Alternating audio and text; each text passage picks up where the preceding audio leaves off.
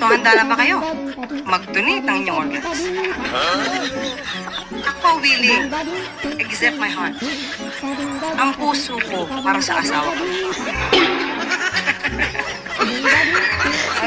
Pork and chicken price po yung mataas. Ano po yung medyo may tumataas nga po na presyo dahil sa kailangan po na magkaroon ng bakuna ibang mga baboy.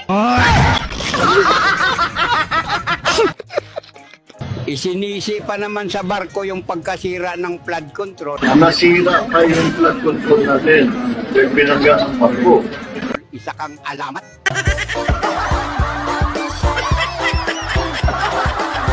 Ganyo ang marete sa palasyo na umaangat daw ang Pilipinas. Gumaganda po ang takbo ng ekonomiya ng bansa.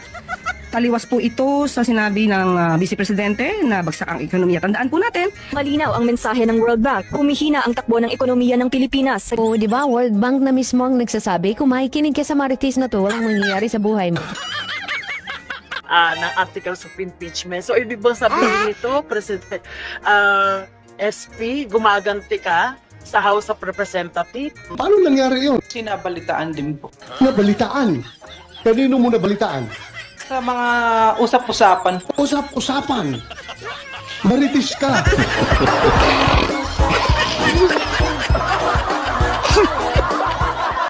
Kasya na, sakit akong dughan kaya namawala ako ang mga girlfriend. Niapil mo kang mama sa ilak away sa ako aday. Kasayahin, wala kong mama, tiguan na daw ka o chitaan niya sa daw ka. Di nga daw siya ni mo.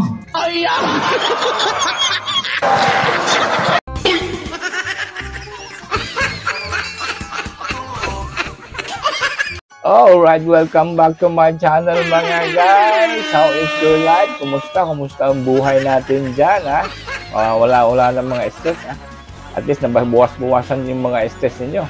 And today, super shoutout dyan kay Ma'am Sarabi, kay Babe, yan. Walang humpay sa kanyang pakulay. Maraming salamat po. I really appreciate that. And magbigay tayo ng credits and super thanks din dito sa mga creator mga guys. Itong si Quentong Bubuit, itong si Sarah Hermina, si Sanggol ng Bayan, and today special shoutout dito kay Manny Pacquiao. Yan, supportahan mo natin itong mga content creator ng mga ganito mga guys. No? I really appreciate na yung mga ginagawa nila, lalo na po sa part ni Tatay Digong at saka kay BP Sara. Kasi importante po ang kwento ni Tatay Digong. This is history in the making. And I'm sure we are part of it. Kayo nagko-comment, itong mga creator, kami mga reactor, no? This is part of the history. Someday, malay natin, no? Baka makita tayo na Tatay Digong. Kaya, super shout out dyan kay Manny Pacquiao na creator. Please support his channel mga guys. No? And before tayo patuloy dyan kay Tatay Diggs mga guys, tingnan nyo ito. Di ba, gabi nakakatawa na ito eh. Tanim victim kay Ma'am Conte, at tanim witness dito kay Senador Risa. Tanim fake news itong si Ma'am Claire. Tanim ebidensya dito kay Banga. Tanim kaso kay Trillanes. At higit sa lahat itong tanim pera ng bayan si Tambalustos. Yun na nga. Ay, lako. Nabuang na gina itong gobernador mga guys. Pero at least, alam natin na tayo ay papunta na po dyan sa pagbabago. Lalo na, paparating na po yan 2020. Kaya, Tatay Diggs, tawanan lang ba tayo mga guys? Let's go, Tatay Diggs. Sabihin, Duterte, babaya. Pero ito, I assure you, the people of Metro Manila, hindi ito nababuhay sa pera ng gobyerno. Hindi ito sa DAP. Wala akong livelihood. Siyudad ng Davao, o pera ng ito, binubuhay ko. May sweldo kasi kami. Tapos kami mga mayor, may allowances. Sa market, meron akong allowance. Assessment board, may allowance. Malalaki rin. Kaya, kag mayor ka, hindi ka na kailangang mangurakot. Sweldo mo, pati allowances mo, buhay na. Pati... Pero... Yung sa unang pamilya, si Inday Sara, yung mayor na anak ko, yung nanuntok ng sirip, yun. Malaki ang kita noon, palibasa anak ng mayor, lahat ng kaso nandoon sa kanya. Tapos, itong dalawa, binubuhay ko lang yan sa, hindi yung mga kundo, hindi yung mga, bahay sa Green Hills. Wala ito boarding house lang. Boarding house lang tayo. 1,500 a month. Si Pinoy, friend. Wait, teka, Grace po. Beautiful. Mayor, isa pa tanong ako. Karen Davila. Anak ng... Ano yun? Teka lang. I'm taking this personally. Ano ibig sabihin? One word. If only I did not bring my wife here. Walang ganun, sir. One word. Delicious. Teka lang. Hindi ko alam kung maiinsulto ko, matatawa. Bakit mo ito? Delicious. Of lasciviousness sa mga kababaihan, Mayor. Wala akong kaso na ganun.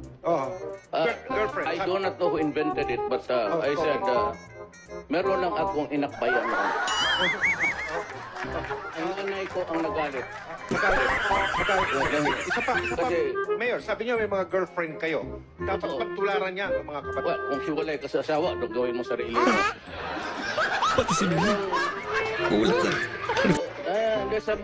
Anong gawin ko itong karga-karga ko? Hindi ko naman ipagbili ito. Hindi mo masangla. Gamitin mo dapat. Hindi, mamatay ka. Salamat po, Mayor. Salamat. Malinaw. Amante, kabaw mo si Gov. Ex-girlfriend ni siya sa ako ang amahan. Wa sila magkadayon. Kay grabe daw ka babaero akong amahan. Ingon ni Gov. Sadi na ako maantos na si Digong grabe kadaghan o girlfriend. Maabot na ang ako ang amahan.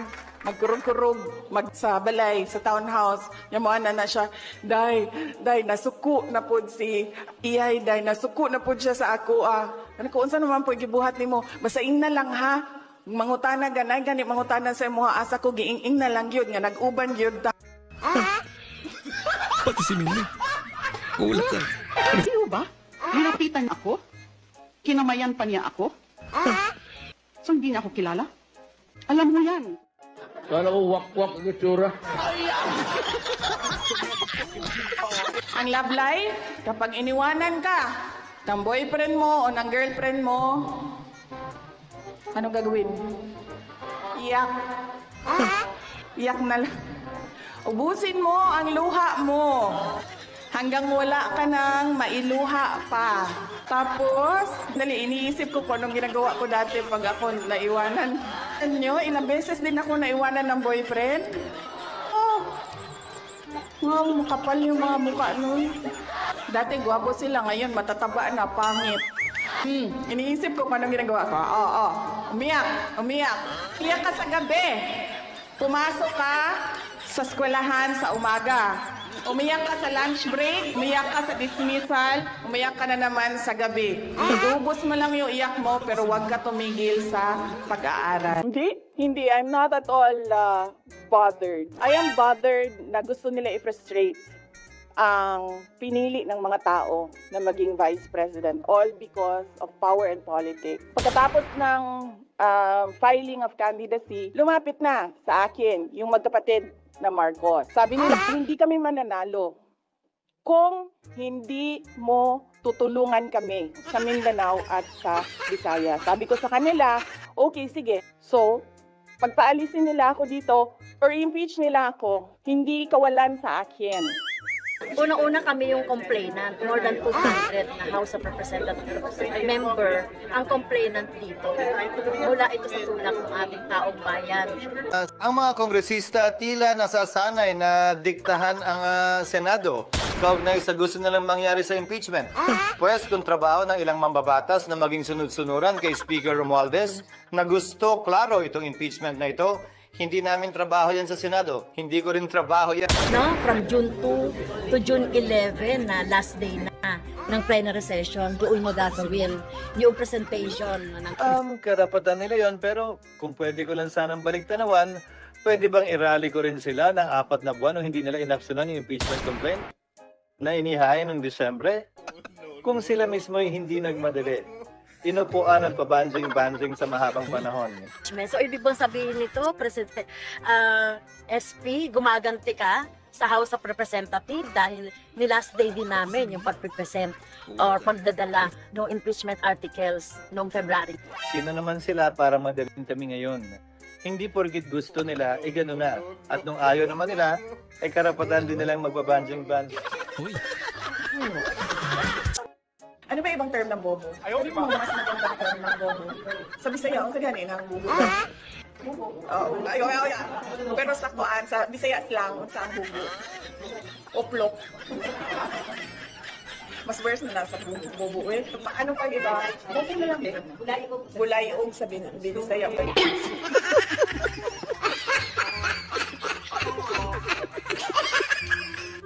Ang pinakagwapo ng mga PSG, na kay PRD. Bayo tingali ni PRD mo? Ako, bakla ako noon. Ayaw, di ba? Alright, palagpakan tayo dyan sa gawa ng ating mga kabayan, no? Itong si Manny Pacquiao, shout out sa iyo, mabuhay ng kabayan. Patuloy po natin i-remind ng mga tao sa legacy po ni Tatay Diggo. Alright, thank you for watching mga guys. And again, let's just wait and see sa mga development dyan sa impeachment ni BP Sara. Bantayan natin yung mga senador ng mga tulunggis. Hayaan muna natin yung mga tunggista. Alam natin na kahit na anong tahol nila, wala silang magagawa kasi it all comes down to Senate. Ang Senado po ang may pasya kung ano ang mangyayari dyan sa impeachment. Kaya chill lang tayo, patuloy lang tayo sa ating good vibes. Again, shout out sa inyong lahat yan mga guys. Mabuhay kayong lahat. Mabuhay ang mga OFW. Lahat kayo dyan na mahilig itong political funny video. Subscribe kayo and I will make sure na meron pang kaming funny political videos. Alright, thank you for watching. God bless. Manihan tadul. May 100. 20. May 50. May 500. Napay, 1,000.